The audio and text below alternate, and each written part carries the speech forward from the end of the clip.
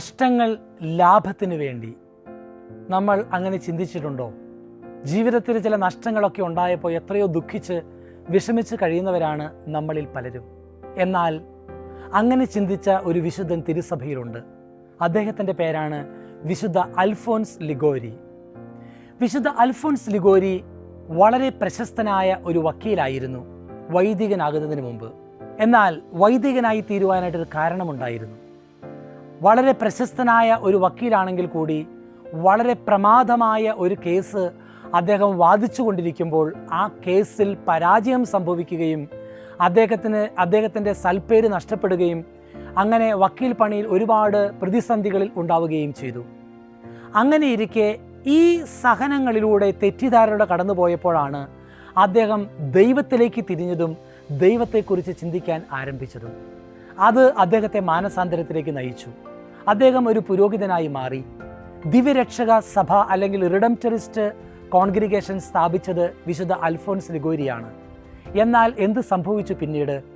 അദ്ദേഹത്തിൻ്റെ സഭയിൽ അനേകം വൈദികരും സെമിനാരിക്കാരൊക്കെ ഉണ്ടായിക്കൊണ്ടിരുന്നെങ്കിലും സഭയിൽ ചില ഇൻറ്റേർണൽ പൊളിറ്റിക്സ് അല്ലെങ്കിൽ പലതരത്തിലുള്ള ഭിന്നതകൾ വന്നിട്ട് ഒരു വ്യക്തി ഒഴിച്ച് ബാക്കി എല്ലാവരും സഭ വിട്ടുപോയി.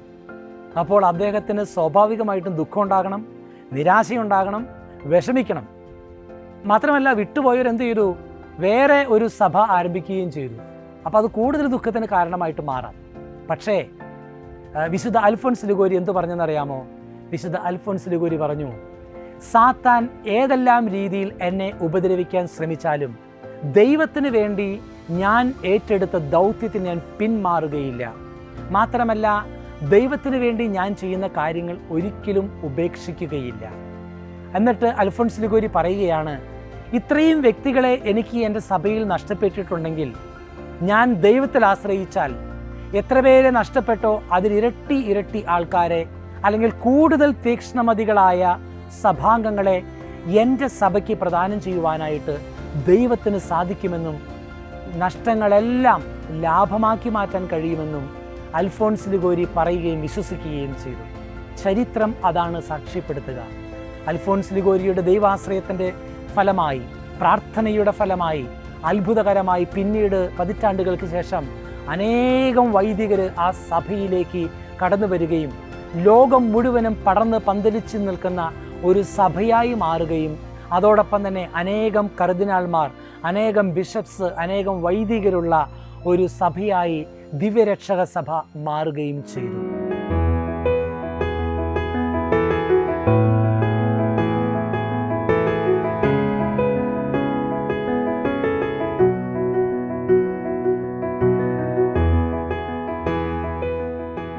വിശുദ്ധ അൽഫോൻസ് ലിഗോരി പറയുകയാണ്, ദൈവത്തിൽ ആശ്രയിക്കുവാൻ വേണ്ടി ചിലപ്പോൾ ദൈവം മാനുഷികമായി നമുക്ക് ലഭിക്കുന്ന സപ്പോർട്ടുകളും കോൺസോലേഷൻസൊക്കെ നമ്മുടെ അടുത്തുനിന്ന് പിൻവലിക്കാറുണ്ട്. അതെ, സത്യമാണത്. ലൂയിസ് ഈവലി എന്ന് പറയുന്ന വലിയ പ്രശസ്തനായ ഒരു എഴുത്തുകാരൻ പറയുന്നുണ്ട്, ദൈവം തനിക്ക് ഇഷ്ടപ്പെട്ടവരുടെ പോക്കറ്റിൽ കൈയിടും, എന്നിട്ട് തനിക്ക് ഇഷ്ടപ്പെട്ടതിനെ എടുത്തുകൊണ്ടു പോകും. ഇത് അവർ ദൈവത്തിൽ ആശ്രയിക്കുന്നതിന് വേണ്ടിയാണ്. അതെ, സത്യമാണ്. ഒരുപക്ഷെ നമ്മുടെ ജീവിതത്തിൽ ചിന്തിച്ചു നോക്കിയേ, നമ്മുടെ കൂടെ ഉണ്ടായിരുന്നവർ കൂടൊഴിഞ്ഞു പോവുകയും കൂട്ടം പിരിഞ്ഞു പോവുകയും ചെയ്യുന്ന എത്രയോ അനുഭവങ്ങളാണ് വിശുദ്ധ അൽഫോൻസ് ലിഗോരിയെ പോലെ നമ്മുടെ ജീവിതത്തിൽ ഉണ്ടായിട്ടുള്ളത്. നമ്മളെ സ്നേഹിച്ചു എന്ന് കരുതിയവർ, നമ്മുടെ കൂടെയുണ്ടെന്നും കൂട്ടിനുണ്ടായിരുന്നുവെന്നും കരുതിയവരൊക്കെ ഒരു പക്ഷേ നമ്മളെ പിരിഞ്ഞു പോവുകയോ അല്ലെങ്കിൽ കൂടെ ഉണ്ടായിരുന്നിട്ടും നമ്മളെ സപ്പോർട്ട് ചെയ്യാതിരിക്കുകയോ ശക്തിപ്പെടുത്താതിരിക്കുകയോ ചെയ്യുന്ന അനുഭവ കഥകൾ നമ്മുടെ ജീവിതത്തിലുമുണ്ട്.